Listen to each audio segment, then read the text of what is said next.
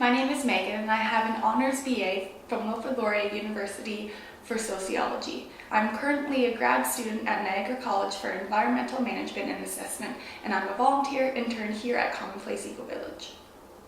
This video presentation demonstrates the things that Commonplace Eco-Village already does, what they're working towards, and things that we can do together. The things being done include energy audits, draft proofing, and media and educational programs. The things working towards include the Eco Home and the Eco Ferry, and things that we can do together such as carpool initiatives and biking. Commonplace Eco-Village has a goal of reducing our greenhouse gas emissions in our food production, our home, and transportation by 90%. So take a look at the video and what Commonplace Eco-Village is doing to address the issue with climate change.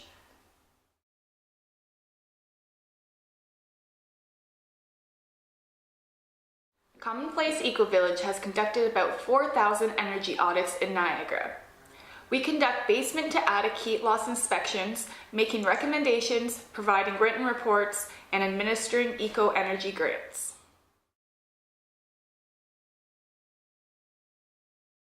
So these headers here, that's where all the pipes and cables and wires go, and you can see that they always make the holes larger than the wires that are going through, and this is where a potential big spot for heat loss. So it's very important to insulate and vapor barrier all the headers around the house. Okay. Chris, where are if we were to identify some air leaks, where would they be in the house? Typically where I find it to be the coldest, actually, you can feel it as you're walking up the steps. Right there is a dead area where it's always cold.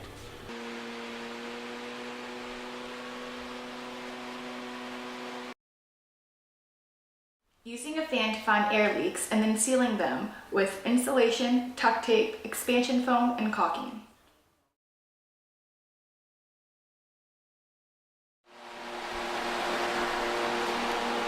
And there's our airflow after draft proofing. That's not bad. Providing different programs for students and public to learn about ways to reduce their greenhouse gas emissions.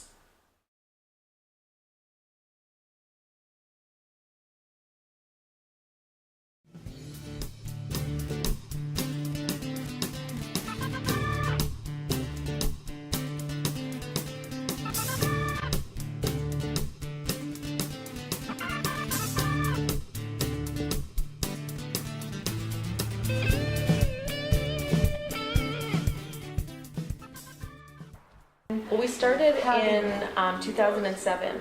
Yvette Plantai, who worked for Club 2000 at the time in Welland, she had worked on getting a grant to have a cooperative, a farmers cooperative set up.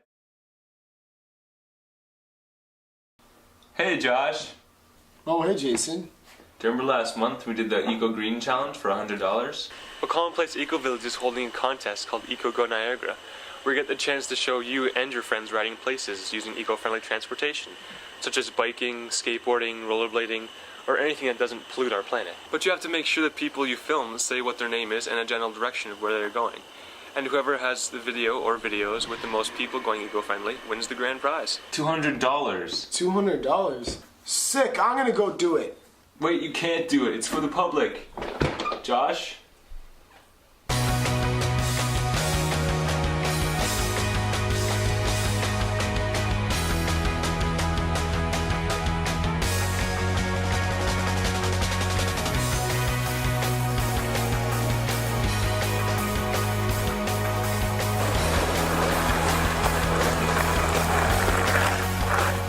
My name is Josh, and this is me skateboarding to work.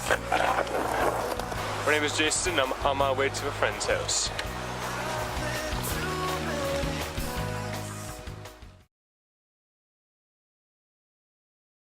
Strawbale Sustainable Home, which shows how to live off the grid by using many different sustainable sources. I'm here with Ian Weir from Ontario Thermal Wall Systems. What he does is straw bale construction, and that's what we've chose to use on this project.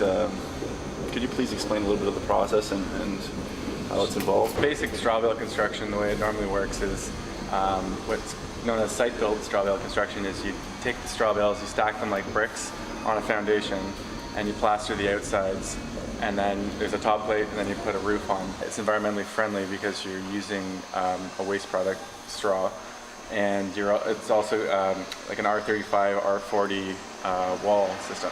Realistically, to build one home, that's fine to be mixing by hand in a mortar mixer, but when you get to the point where you're building several homes, you'll need to speed up the process, make it more efficient, because mixing by hand is a lot of work.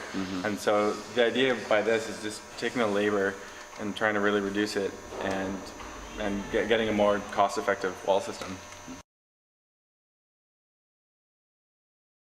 We plan on having an electric-run ferry service to bring people to and from the Eco Home. This is to attract cyclists and those using the Greater Niagara Circle Route trail system.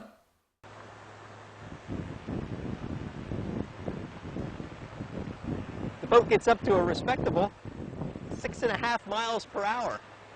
And we're pushing some water here, much like you would with a gas motor on the back.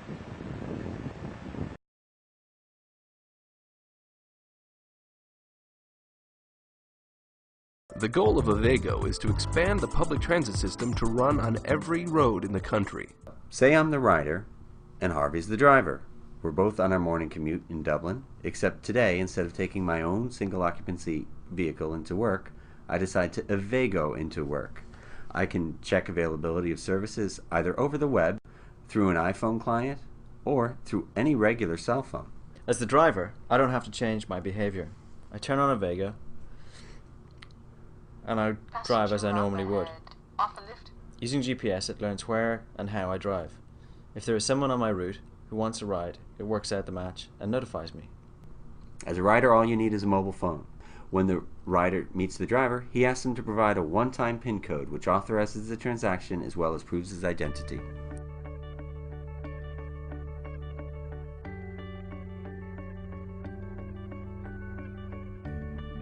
So you can see, when I'm driving along with my passenger, the distance to their drop-off point is counted down while the value of the journey is counting up. So I'm picking up Sean, I'm bringing him to this drop-off point. As I approach, it guides me in.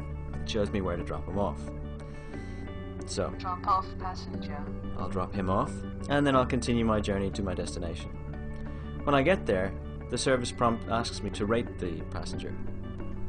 Likewise, when I get out of the car, not only do I get a receipt of the transaction, but I get to rate the driver any way I'd like.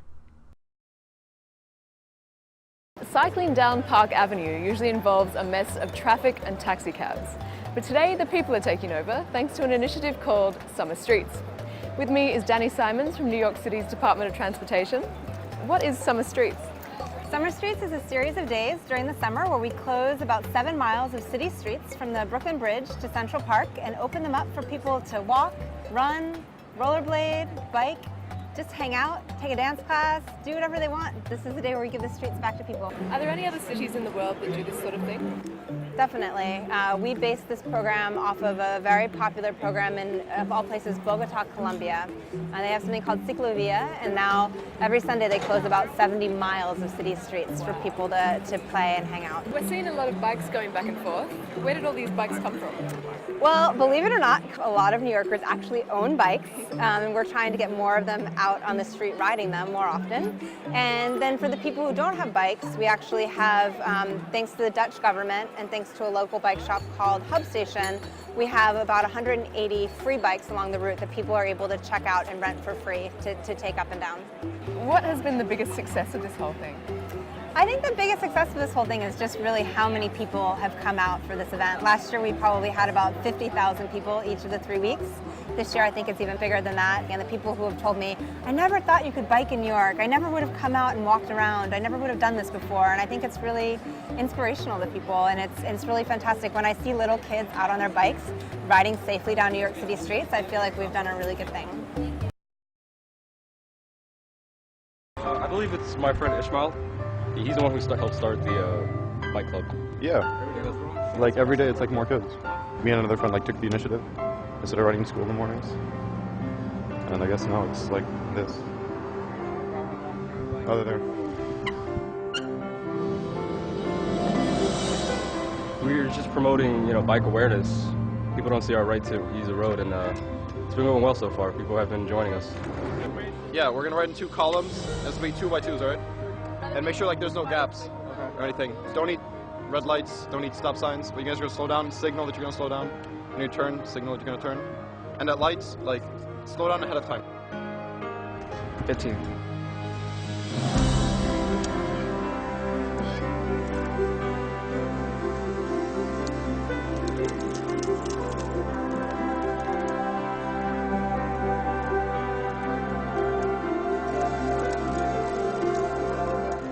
My friends Ishmael, Kevin, Luigi, Kyle, they all like kind of started the group, and they're like, oh, you guys should come ride bikes in the morning and stuff. I was like, I really don't have a good bike. But they're like, everyone's welcome. They're like, oh, let's make a bicycle club. It could be really cool. So I decided to join it, and I'm doing it to help the environment. Because we love riding bikes. Yeah, it's my first time. It's pretty fun. I had to get up early, but I like it. It's better than riding a bus. It's just a group all together. It's better than riding a car, because if I drive a car, then I need to get a job. And I become a slave to my car. When I ride a bike, I feel better, you know, throughout the day. Like, school is worth going to because I get to ride my bike to school. High schoolers should not drive cars, they should drive bikes. Then you can save gas, save money. And you're good. Commonplace Ecovillage is taking numerous actions to meet the goal of reducing our greenhouse gas emissions in our home, food production, and transportation by 90%. Through the things outlined in this video, you can do your part to help the issue of climate change.